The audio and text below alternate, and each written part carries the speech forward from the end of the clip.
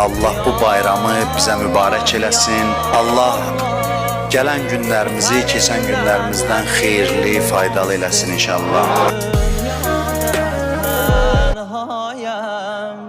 Yüreğim tek sana hoş değil.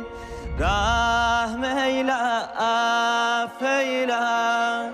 Bilirəm qərqisyanəm, şərmimdən giryanəm, əməlimdən peşmanəm.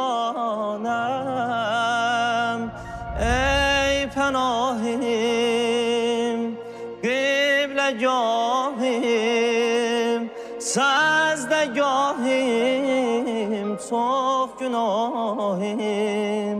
Senden özge yok cumanim. Yoxumdur ayrı bir derdim, elə avarəyəm yarəm. Məni əffeyle ya Allah, elə biçarəyəm yarəm.